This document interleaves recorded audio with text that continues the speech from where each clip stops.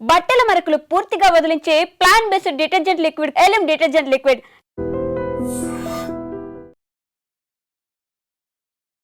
అమ్మా ఎప్పుడు మాట్లాడేది స్వేచ్ఛ? నా పండు నిన్న మాట్లాడింది. నా పండు తర్వాత ఫోన్ చేస్తా అన్నది. నా తల్లి మళ్ళీ ఫోన్ చేయలేదు. నా తల్లి నేను చేస్తే ఫోన్ ఎత్తలేదు. నా తల్లి నా కుంక నా కోడే నువ్వేడ కనపడతావు రో.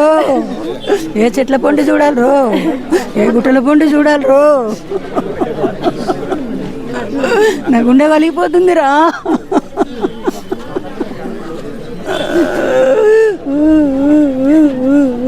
అమ్మ ఏమన్నా బాధ ఉన్నట్టు కానీ నాకు కష్టం అవుతుంది అని కానీ ఏమన్నా చెప్పిందా? అలాంటివి నాకేం చెప్పలేదండి. రోజు జాబ్ పోతుందా? రోజు పోతుంది. ఆ రోజు కూడా పోయిందా? నేను ఫోన్ చేసినప్పుడు ఆఫీస్లో వచ్చిన తర్వాత ఫోన్ చేస్తే అక్క అన్నాడు. సరే అన్న. నైట్ అయింది, నేను చేస్తే ఎత్తలేదు. ఎత్తకుంటే అలిగింది అనుకున్నా నేను. ఎప్పుడైనా అట్లనే చేస్తుంది అప్పుడప్పుడు అని అట్లా అనుకున్నా కానీ ఇట్లా చేస్తుంది అనుకోలేదు. ఇప్పుడు ఈ పూర్ణచందర్ ఎవరు? మీరు చూసిండ్రా? మాట్లాడినరా? నేను మాట్లాడలేదు, ఆమెకే తెలుసు. ఇప్పుడు ఇప్పుడు ఉంటున్న ఇల్లు ఎన్నేళ్ల క్రితం నుంచి ఉంటుందమ్మా? 4 years 5 years ఉంటుంది. ఓకే. ఎవరు ఉంటుండే మరి తనతోని? పాప ఒక్కతే? పాప ఉంది. తను పాప ఫ్రెండ్స్. అప్పుడప్పుడు మేము వస్తాం, అప్పుడప్పుడు వాళ్ళ అమ్మ నాన్న వస్తుంటారు. మీరు ఏడుంటారమ్మా? మేము నల్గొండ డిస్ట్రిక్ట్ నకరకల్ అండి. మా దగ్గరనే పెరిగింది చిన్నప్పటి నుంచి. 4 నెలల పాప. వాళ్ళ ఉద్యమంలోకి వెళ్ళిపోతే మా దగ్గర ఇచ్చిపోయారు. మేమే పెంచినాం, మేమే ఇంతదాన్ని చేసినాం.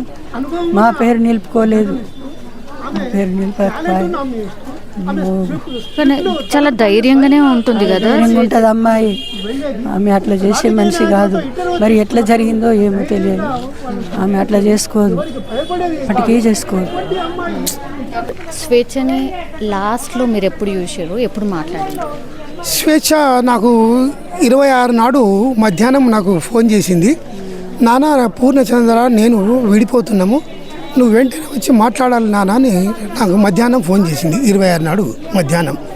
నేను మీటింగ్లో ఉండింటి. కొద్ది నిమిషాలు ఆగుబెట్ట, నేను మీటింగ్ అయిపోగానే నేను వచ్చేస్తాను అని అంటే మళ్ళీ ఫోన్ చేసి లేదు నాన్న నువ్వు వెంటనే రావాలా అనే వరకు నేను వెంటనే ఇంటికి పరిగెత్తి వరకు ఏంటంటే నాన్న నేను డ్యూటీకి పోవాలా, నువ్వు పూర్ణచంద్రతో మాట్లాడు అని అంటే వద్దు బేట, నువ్వు ఉండాలా, నువ్వు లేకుండా నేను మాట్లాడను, నేను సింగిల్గా మాట్లాడా, ఉండు బేట నేను వచ్చేస్తున్నా ఉండు అని అంటే ఉన్న తర్వాత ఇంటికి వెళ్ళిన తర్వాత నా కూతురుతో సపరేట్గా మాట్లాడాను. ఏంటమ్మా ఏముందంటే నాన్న గొడవలు అవుతున్నాయి బాగా, ఇక మేము కలిసి ఉండలేము, నేనైతే కలిసి ఉండలేను, నేను ఖరాఖండిగా చెప్తున్నా, నువ్వు ఆయనతో మాట్లాడేటప్పుడు మళ్ళీ కలిసి ఉండేటట్టు మాత్రం నువ్వు మాట్లాడద్దు నాన్న అని చెప్పేసింది. చెప్పగానే తర్వాత బయట వచ్చి ఆయన పూర్ణచంద్రరావు బయట ఉన్నాడు. బయటకు వచ్చేసి బయట కూర్చొని మాట్లాడుతున్నాము. ఇక మేము పూర్ణచంద్ర ఎంబడ ఆయన ఫ్రెండ్ ఉన్నాడు, ఆయన పేరు నాకు తెలియదు. బయట కూర్చొని మాట్లాడేటప్పుడు మా కూతురు కూడా వచ్చి బయట కూర్చున్నది. ఇక వాడు నాతో మాట్లాడుతూనే ఏంటంటే వాడు మేము 5 సంవత్సరాల నుండి కలిసి జీవిస్తున్నాము, నేను 3 సంవత్సరాలు ఆమె వెంటబడి నేను ఏంటంటే ఆమెను కలిసి జీవించడానికి ఒప్పించుకొని మేమిద్దరం కలిసి ఉంటున్నాము అని చెప్పిండు. 4 సంవత్సరాల నుండి సపరేట్ రూమ్ తీసుకొని ఉంటున్నారు. వాళ్ళిద్దరు కలిసే ఉంటున్నారు. అయితే వాళ్ళు ఏంటంటే ఈమెతోని కలిసి ఉండడము వాళ్ళ ఫ్యామిలీ తెలవగానే ఫ్యామిలీలో చాలా గొడవలు జరుగుతున్నాయి. ఆమె కూడా భార్య ఊరుకుంటలేదు. ఏ భార్య ఊరుకోదు. ఆమె ఏడవడం చేయడం, ఆమె కూడా నేను సూసైడ్ చేసుకుంటాను అనడము అవన్నీ జరుగుతున్నాయట అక్కడ. తర్వాత వాళ్ళ భార్య ఇక్కడ బంధువులు వచ్చి కూడా వీళ్ళు కొట్టిండ్రు అని వాడు మొన్న చెప్పిండు నాకు. వాళ్ళు నన్ను బాగా కొట్టిండ్రు, నన్ను టార్చర్ పెడుతున్నారు, నేను బంధువులతోని వాళ్ళతో కూడా నేను ఏది వాళ్ళు అడిగే వాటికి నేను చెప్పలేకపోతున్నా. నాకు చాలా కష్టమవుతున్నది. అయినా కూడా నేను కలిసి ఉన్నప్పటికీ కూడా ఏంటంటే మళ్ళీ మా ఇద్దరి మధ్యలో గొడవలు అవుతూ ఉన్నాయి. ఇక మేము ఇప్పుడు ఉండలేము అని అనేసి వాడు చెప్పిండు. వాడు చెప్పుతూనే వాడు అట్లా చెప్పి తర్వాత ఇక నేను వాడిని అన్న మందలించిన, నువ్వు డబ్బు చూసుకొని మదం ఎక్కిన వాళ్ళు లెక్క వ్యవహరిస్తున్నాం. నీకంటే డబ్బు ఉన్న వాళ్ళు చాలామంది ఉన్నారా. నీ డబ్బు అందరికి వేరే వాళ్ళ లెక్కలోకి తీసుకుంటే లెక్కలోకి రాదురా. నువ్వు డబ్బు మదం ఉందని ఎంతమంది జీవితాలను నాశనం చేస్తావురా, ఎంతమంది అమ్మాయిలను నాశనం చేస్తావురా. నీ చరిత్ర అంతా తెలుసురా నాకు. కానీ నేను మాట్లాడుతున్నట్టు నా కూతురు వద్దన్నది. నువ్వు మాట్లాడుతుంటే నాన్న నేను చనిపోతాను అని అనుకుంటే నేను ఆగినాము. అంటే మన స్వేచ్ఛకి 2 మ్యారేజెస్. అవును, ఫస్ట్ ఒక మ్యారేజ్ అయింది. అది మేము సీడీలు క్యాసెట్లు తెలంగాణ తర్వాత విప్లవం తయారు చేసేవాళ్ళము. అక్కడ మాధవనగర్ అంటేనేమో అక్కడ స్టూడియో ఓనర్ కొడుకు ఆపరేటరు. ఇక్కడ వీళ్ళు పోయినప్పుడు ఆయన ఇంటర్మీడియట్ చదివి ఉండి ఈమె డిగ్రీ చేస్తుంది. అప్పటికి సెకండ్ ఇయర్లో ఏమో ఉన్నది. ఆయన ఇష్టపడితే మేము చెప్పినాము, బిడ్డ నీకు తగడు, నువ్వు జర్నలిజం చేస్తున్నావు, నువ్వు పబ్లిక్లోకి పోయేటోడు. ఆయన ఉదయం నుండి సాయంత్రం దాకా స్టూడియోలో ఉంటాడు. అట్లా ఉండేటోనికి కుదరదమ్మా. నువ్వు ఒకవేళ చేసుకుంటావా, నువ్వు పీజీ కంప్లీట్ అయినాక నీ కాలమే నువ్వు నిలబడ్డ తర్వాత చేసుకోవాలి బిడ్డ, ఇప్పుడు తగదు అని చెప్పితే వినకుండా ఇంటికి వెళ్ళి పారిపోయి అని చేసుకున్న తర్వాత ఒక 15-20 రోజులు వెతికి ఇక నేనైతే అడ్డం పడిపోయినాను. ఇక తర్వాత అడ్రస్ తెలిస్తే నేనే రప్పించేసాను. వాళ్ళు సపరేట్గా రూమ్ తీసుకొని ఉండరు. మళ్ళీ వాళ్ళ పిల్లల తండ్రి ఇక నేను చంపేస్తానని మాట్లాడిండంట. అయితే అక్కడ స్టూడియోలో ఆపరేటర్ వాడు లేకుండా స్టూడియో నడవదు.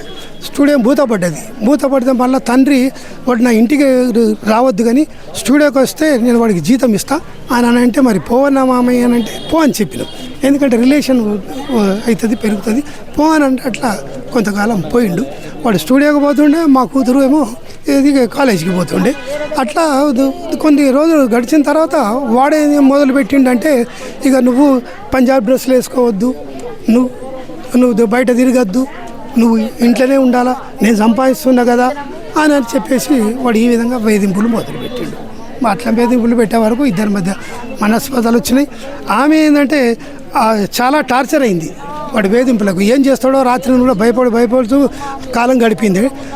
మాతో చెప్పలేదు, ఎందుకంటే ఎదిరిచ్చిపోయింది కదా, ఏం చెప్పుకోవాలనేది మాతో చెప్పలేదు. కొన్ని రోజులకు వాడేందంటే, మామయ్య మీ బిడ్డ నాతో చక్కగా ఉండలేదు అని చెప్పితే అప్పుడు ఏం జరిగిందంటే ఆమె అనుభవించిన నరకం అంతా కూడా చెప్పేసింది. చెప్పడంతో ఇక ఉండే లాభం లేదు, విడాకులు తీసుకుంటానంటూ తీసేసుకొని చట్టబద్ధంగా విడాకులు తీసుకున్నాం. అయిన తర్వాత మళ్ళా ఇది వనితా ఛానల్లో పనిచేసింది. అదే ఛానల్లో క్రాంతి కిరణ్ అంటే ఆయన అందులోనే పనిచేసాడు. అక్కడ వాళ్ళిద్దరికి మళ్ళీ ఇష్టపడేది ఏంటంటే, మళ్ళీ మేము మీ అమ్మ నాయనలు అడుగుతాము అని చెప్పేసి వాళ్ళ అమ్మ నాయనలు అడుగుతాం. వాళ్ళు కూడా ఒప్పుకున్నారు. వాళ్ళది మహబూబాబాద్. ఒప్పుకున్న తర్వాత సింపుల్గా మహబూబాబాద్లోనే మ్యారేజ్ అయింది. మ్యారేజ్ అయిన తర్వాత సపరేట్గా రూమ్ తీసుకొని ఉన్నారు. పాప పుట్టింది. పుట్టిన తర్వాత ఇక మళ్ళీ వాళ్ళకు చిన్న గొడవలు. ఇక ఆయన కొంచెం షార్ట్ టెంపర్ మనిషి. ఒకసారి 2 సార్లు కొడితే చెవులకెళ్ళి రక్తం వచ్చింది. ఆడుకున్నాడు. వాడి మూలంగానే మా కూతురు చచ్చింది. వాడిని ఖచ్చితంగా ఏంటంటే ఇది ఇన్వెస్టిగేషన్ చేసి చట్టబద్ధంగా శిక్షించాలనే డిమాండ్తోనే మేము. స్వేచ్ఛ ఫోన్లో ఏముండొచ్చు సార్? ఫోన్లో ఏమో వాడితో కలిసి తిరిగినాయి. జస్ట్ ఒక 5 days బిఫోరే వాళ్ళు టూర్కి వెళ్ళి వచ్చిండ్రు. వాడు ఖానాపూర్లో విల్లా కడుతున్నాడంట. ఆ విల్లాలో చెట్లు కొరకు నాటడానికి కొరకు మా కూతురు వాడు తర్వాత వాడి ఫ్రెండ్స్ ఇద్దరు కలిసి 4 పోయి 4 రోజులు పోయి మొక్కలన్నీ ఏదో పరిచయం చేసుకొని వచ్చిండ్రు. వచ్చిన 2 రోజులకే ఇది జరిగింది అన్నట్టు. అట్లా దానికి ఏమనుకున్నామో అలా ఆమె అక్కడికి ఫోటోలు పెట్టింది. వచ్చిన తర్వాత కూడా ఏంటంటే నేను హ్యాపీగానే ఉన్నా అని చెప్పినట్టు మరి మా భార్యతో చెప్పిందో ఎవరితో అట్లా కూడా చెప్పింది అన్నట్టు. అట్లా అది ఇది జరిగింది అట్లా. ఇక ఇప్పుడు పూర్ణచందర్ ఏడున్నాడో చెప్పిరా పోలీసు? పూర్ణచందర్ కొరకు వాళ్ళు పోలీసులు అడిగాము. రాత్రే మేము ఇంటికి వెళ్ళాము. ఇంటికి వెళ్తే ఇంటికి మొత్తం తాళం వేసి వెళ్ళిపోయారు. వాడు ఇప్పుడు ఎక్కడ ఉండో తెలియదు. ఖచ్చితంగా వెతికి పట్టుకుంటాము అని ఉదయం మాకు చెప్పారు. వాళ్ళు ఎక్కడ ఉంటారు సార్ పూర్ణచంద్ర? వాడు ఎక్కడికి వెళ్ళి ఇప్పుడు తల దాచుకున్నాడో తెలియదు. వాడు అసలు ఉండడం ఎక్కడ ఉంటాడు? ఇక్కడ వాడు ఉండడం ఇక్కడ ఉప్పల్లో ఉంటాడు. ఉప్పల్లో సొంత ఇల్లు ఉన్నది. భార్య, పిల్లలు, తల్లి ఇక్కడ ఉప్పల్లోనే ఉంటారంటారు. తండ్రి వేరే దగ్గరే ఉద్యోగం చేస్తాడు. పోరాటాల కుటుంబం నుంచి వచ్చినటువంటి స్వేచ్ఛ చిన్ననాటి నుండే అనేక సమస్యలను ధైర్యంగా ఎదుర్కొని దాదాపు 18 సంవత్సరాల జర్నలిజంలో నిష్పక్షపాతంగా ఎన్నో వెలుగు తీయడం, ఎవరైనా అధైర్యపడితే దగ్గరుండి ధైర్యం చెప్పినటువంటి స్వేచ్ఛ. మరి ఆమె ఈరోజు ఇలా ఆత్మహత్యకు పాల్పడడం అనేది చాలా దురదృష్టకరం. ఇలాంటి సంఘటనలు మళ్ళీ పునరావృతం కాకుండా ఖచ్చితంగా మహిళలకు ధైర్యం చెప్పేటట్లు, ఒక భరోసా ఇచ్చేటట్లు, సమస్య ఏదైనా సరే ధైర్యంగా ఎదుర్కొనేటట్లు మరి అందరూ కూడా కల్పించాల్సిన అవసరం ఉంది. ఒక సమాజంలో స్ఫూర్తినిచ్చేటువంటిది స్వేచ్ఛ. ఈరోజు ఈ స్థితికి రావడానికి గల కారణాలు అయితే మనం వెలికి తీసుకోవాలి. నేనైతే నా చేతిలో పెరిగినటువంటి బిడ్డ దూరమైంది అని అంటే నేను నమ్మలేని పరిస్థితిలో ఉన్నాను. మేమంతా కూడా స్వేచ్ఛ వల్ల అమ్మ నాన్న మేమంతా కూడా ప్రజా సమస్యల పరిష్కారం కోసం ప్రజలలో ఉండి పనిచేసినటువంటి ఒక సామాజిక కోణం నుంచి వచ్చినటువంటి వాళ్ళం. ఆ కుటుంబం నుంచి వచ్చినటువంటి స్వేచ్ఛ చాలా ఇన్స్పైర్ సమాజానికి. ఆమె మాట్లాడే ప్రతి మాట కానీ, ఆమె రాసే ప్రతి రాత కానీ ప్రతిదీ కూడా సమాజానికి, అదేవిధంగా మహిళల్ని ఇన్స్పైర్ చేసేటువంటిది, మహిళల్ని ప్రభావితం చేసేదిగా ఉంటుంది. అట్లాంటి స్వేచ్ఛ ఈ మధ్యలో ఈ రకంగా చనిపోవడానికి అంటే ఎన్నో బలమైనటువంటి కారణాలు ఉంటే తప్ప ఆ స్థితికి పోదు. ఎందుకంటే చాలామంది మహిళలకు ధైర్యాన్ని ఇచ్చేటువంటి అమ్మాయి మేము ఊహించలేకపోతున్నాం. కాబట్టి ఈమె చావుకు కారణమైనటువంటి కారణాలు ఏవైనా అవి వెలికి తీసి భవిష్యత్తులో ఇట్లాంటి సంఘటనలు జరగకుండా ఖచ్చితంగా చర్యలు తీసుకోవాలి, విచారణ జరపాలని చెప్పేసి నేను కోరుతున్నాను. మరణం వెనుక ఏదో జరిగిందని తప్పకుండా ఆ మరణం వెనుక ఏముందో శోధించాలి, తీయాలి. తప్పకుండా దీని మీద విచారణ జరిగి భవిష్యత్తులో స్వేచ్ఛలాగా ఎవరు కూడా ఇటువంటి మరణాలకు తావు లేకుండా చూడాలని మేము విజ్ఞప్తి చేస్తా ఉన్నాం. స్వేచ్ఛ ఒక విప్లవ నేపథ్యం కలిగినటువంటి కుటుంబం నుంచి వచ్చినటువంటి అమ్మాయి చిన్నప్పటి నుంచి కూడా తన బాల్యం అంతా నకిరేకల్లో మా మధ్యనే జరిగింది. మేము రెగ్యులర్గా కలిసేవాళ్ళం. ఆ తర్వాత పై చదువులకు హైదరాబాద్కి వచ్చిన తర్వాత ఆ చదువుల తర్వాత టీవీలో యాంకర్గానో, న్యూస్ రీడర్గా, ఆ తర్వాత రైటర్గా అట్లా తన ప్రస్థానం అంతా కొనసాగింది. తను వాస్తవంగా చాలా ధైర్యవంతురాలు. స్వేచ్ఛ మరణం నిజంగా ఇప్పటికీ కూడా మాకెవరికి మింగుడు పడడం లేదు. ఈరోజు ఒక్క మాటలో చెప్పాలంటే అమ్మాయిల యొక్క బలవన్మరణాలన్నీ కూడా ఆత్మహత్యలు అనేకంటే హత్యలుగానే మనం చూడాల్సినటువంటి అవసరం ఉన్నది. ఇవాళ స్వేచ్ఛ ఇట్లా కావడానికి గల కారణాలు ఏ ఉన్నప్పటికీ కూడా వాటిని వెలికి తీయాల్సినటువంటి అవసరం ఉన్నది. ఆ పూర్ణచందర్ అనేటువంటి వ్యక్తికి కఠినమైనటువంటి శిక్ష కూడా పడాల్సినటువంటి అవసరం ఉన్నది. అట్లనే మరొక స్వేచ్ఛలాగా మరొక చావు అనేటువంటిది కనబడకుండా ఉండే విధంగా ఒక సామాజిక బాధ్యతగా ప్రతి ఒక్కరు కూడా ఆలోచించాల్సినటువంటి అవసరం ఉంది. ఈ సమాజంలో నెలకొన్నటువంటి ఈ పరిస్థితుల మూలంగా స్వేచ్ఛ మీద కూడా ప్రభావితమైనటువంటి పరిస్థితులు కూడా ఉన్నాయి. వాస్తవానికి స్వేచ్ఛ పిరికిది కాదు, ఆత్మహత్య చేసుకునేంత పిరికిదైతే కాదు.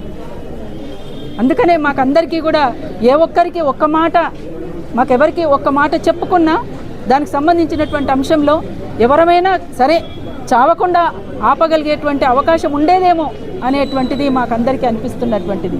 ఎందుకంటే మా చేతుల మీద పెరిగినటువంటి అమ్మాయి ఇవాళ విగత జీవిగా సరే సహజ మరణం అనేటువంటిది ఎవరికైనా సహజమే, కానీ ఇది ఒక బలవన్మరణం. ఇది ఇట్లాంటి మరణాలు మరొక అమ్మాయికి రాకుండా ఉండాల్సినటువంటి అవసరం ఉంటుంది. ఆ రకంగా ప్రభుత్వం కూడా చర్యలు తీసుకోవాల్సినటువంటి అవసరం ఉంటుందని మేము కోరుతాము. మా అమ్మాయి స్వేచ్ఛ మామూలుగా మహిళలంటే అనిగి మనిగి ఉండాలి, జీ హుజూర్ అని ఉండాలి అనేటటువంటి ఆలోచన లేదా మీకు? ఏదైనా సవాల్ చేసేటటువంటి ఒక ఆలోచనతోనే ఉండేది. ఎవరి దగ్గరైనా కానీ ఒక పులి పిల్లలాగా మాట్లాడేది, ఒక సింహం లాగా దూసుకుపోయేది ఆమె. అట్లాంటి ఆమెను పూర్ణచందర్ బాదావత్ అనేటటువంటి ఒక కల్చరల్ ప్రోగ్రామ్స్ చేసేటటువంటి టీ న్యూస్లా సంతోష్ ఎంపీ సంతోష్ కుమార్కి ఒక పిఏగా నేను ఉంటున్నా. గ్రీన్ ఇండియా ఛాలెంజ్ కోటీశ్వరుణ్ణి, నీకెన్ని కావాలంటే అన్ని చేసేస్తా, నీకు విల్లాలు కట్టిస్తా, నేను మినిస్టర్ని అయితా అని చెప్పేసి రాజకీయ పార్టీ ప్రోద్బలంతోని ఒక డబ్బు మదముతోని నా బిడ్డను ట్రాప్ లో పెట్టేసి నా బిడ్డకు అలాంటి హత్య చేసిండు పూర్ణచందర్ బాదావత్. ఆయనను కఠినంగా శిక్షించాలి అని చెప్పేసి నేను కోరుకుంటున్నాను. ఇంకా ఏ మహిళలను, చాలా మంది మహిళల్ని ఆయన చాలా మంది ట్రాప్ లో పెట్టి ఆయన చాలా మంది జీవితాలను నాశనం చేసిండు. కాబట్టి ఏ రాజకీయ ప్రోద్బలం ఉన్నా సరే మొత్తం జర్నలిస్టులంతా కూడా మీకు ఒక జర్నలిస్టు సింహమే అందరికీ క్లాసులు చెప్పేది, మహిళా జర్నలిస్టులకు మీటింగులు పెట్టి క్లాసులు చెప్పేది, వాళ్ళు పరిష్కారం చెప్పేది. ఆమె ఎన్నెన్ని పుస్తకాలు చదివింది, నేను కూడా చదవలేదు అన్ని పుస్తకాలు. ఆమె అమ్మా నువ్వు ఎందుకు భయపడతావు, నేను నేను చూసుకుంటా కదా అని చెప్పేసి నాకే ధైర్యం చెప్పినటువంటి ఆ అమ్మాయిని ట్రాప్ చేసి ఆమె జీవితాన్ని ముగించేలా వాడు చేసిండు. వాడే హంతకుడు, వాడు హంతకుడు అని చెప్పేసి ఇవన్నీ కేసు పెట్టి ఇవన్నీ శిక్షించాలి, వాడిని జైలుకు పంపాలి. ఇంకా వానికి మద్దతు ఇచ్చినటువంటి ఎవరైనా ఉన్నా సరే వాళ్ళందరినీ కూడా శిక్షించాలని చెప్పేసి, అలాంటి వాళ్ళ పట్లన అందరూ మహిళలందరూ కూడా అప్రమత్తంగా ఉండాలి, మెలకువతోని ఉండాలి. ఎంత ధైర్యం ఉన్నా సరే వాళ్ళను కూడా ట్రాప్ లో పెట్టేటటువంటి తెలియపరులు, మోసగారులు ఈ పితృస్వామిక సమాజంలో ఉన్నారు. కాబట్టి అందరూ కూడా అలర్ట్గా ఉండాలి, మెలకువగా ఉండాలి. ఆమె ఎప్పుడు కూడా ఎవరికి తల వంచలేదు ఆమె. కాబట్టి ఆమె అంటే చాలా మందికి కోపం ఉంటుంది, అమ్మో ఆమె అంటే ఇట్లా మాట్లాడేస్తుంది అని చెప్పేసి. అందుకోసమే ఎవరైనా సరే మాట్లాడే దాంట్లో మనము ముందుకు పోవాలి. నిజంగా ప్రస్తుతం ఉన్నటువంటి సమాజం దేనికి ప్రయారిటీ ఇస్తుంది? ఆర్థిక సంబంధాల చుట్టూ మాత్రమే తిరుగుతుంది. మళ్ళీ ఎన్నికలంగానే చాలా విరక్తి కలుగుతాం. మంచి అనిపిస్తుంది కదా, లేడీస్ కూడా ఛాలెంజింగ్ జాబ్స్ చేసినప్పుడు చాలా బాగుంటది. ట్రాఫిక్ అసిస్టెంట్స్ గా నియమించిన ట్రాన్స్జెండర్స్ అందరితో సాల్యూట్ చేయించుకుంటున్నారు. ఫుడ్ డెలివరీ ఇవ్వటానికి వెళ్ళినటువంటి డెలివరీ బాయ్ అనిల్ పై కళ్ళ ముందు పెళ్ళండి